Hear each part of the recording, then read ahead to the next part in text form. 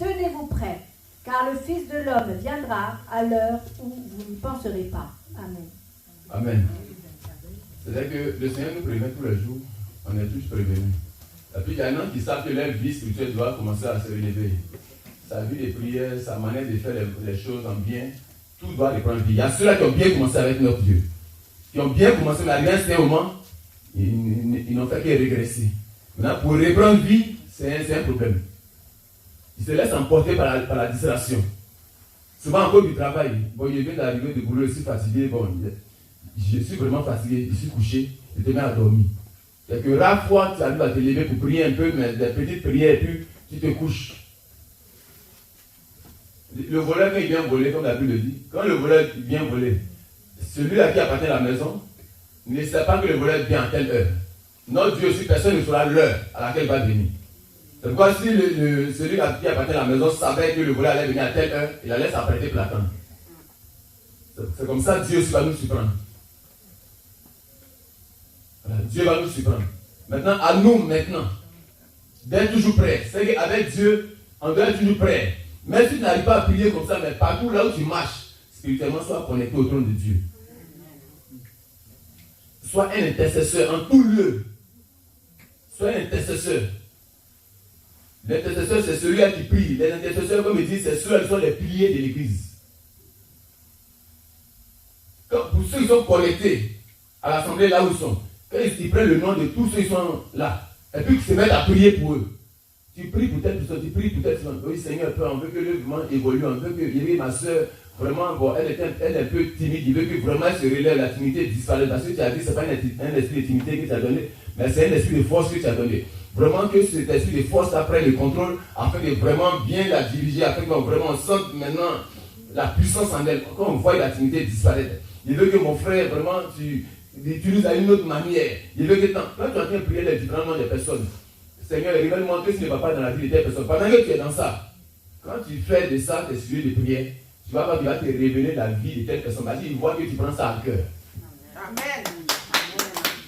Il va voir que tu prends ça à cœur. Parce que tu aimes tes frères.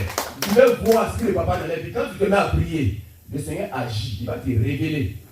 Quand tu vas dire à la personne, peut-être que comme la personne te connaît, elle va vouloir ne pas considérer ça. Mais la personne va voir, le Seigneur va nous montrer. Elle va te dire, oui, ma soeur, vraiment, ce que tu as fait là, la prière que tu as fait, vraiment, que le Seigneur te bénisse. Vraiment, il vient de me montrer ça moi-même. Quand tu es un intercesseur, c'est ton feu reste toujours allumé. Amen. Quand le feu est allumé, même quand tu montes dans le métro, tous ceux qui ont des esprits, qui sont possédés d'esprits, quand tu te mets à côté de lui, il y a un feu qui le chauffe. Mais il ne te dira pas. Mais tu vas voir qu'il va bouger, changer de place. Quand tu arrives, il change de place. Mais toi, tu sauras juste pourquoi ça se passe comme ça.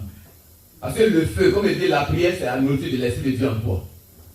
La lecture, c'est la nourriture de ton âme à l'intérieur de toi. Voilà. La nourriture physique, c'est pour ton corps. Si tu n'as pas mangé, tu te péris. Si tu ne lis pas la Bible, tu ne pourras pas comprendre certaines choses que la Bible dit.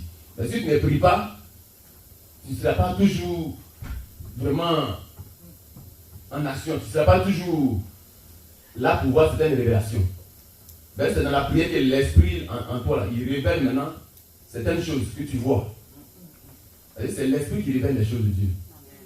Voilà. Mais si l'Esprit n'est pas en feu, tu ne feras qu'être en train de prier, mais souvent, les sons humains, tu oublies. Tu peux voir le début, mais après, ça disparaît.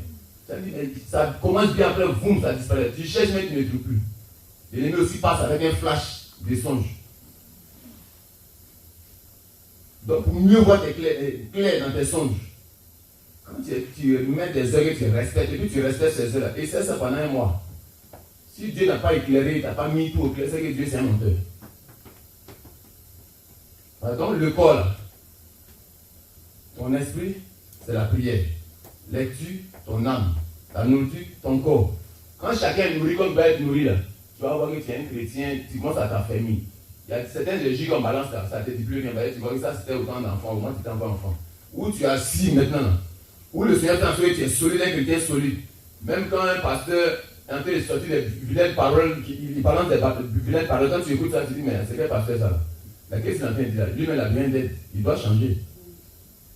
Parce que tous les hommes de Dieu, beaucoup ne sont pas matures. Tout le monde n'est pas mature. Il y en a qui ont l'âge de la parole, qui maîtrisent la parole. mais il n'est pas mature, il n'est pas assimilé spirituellement.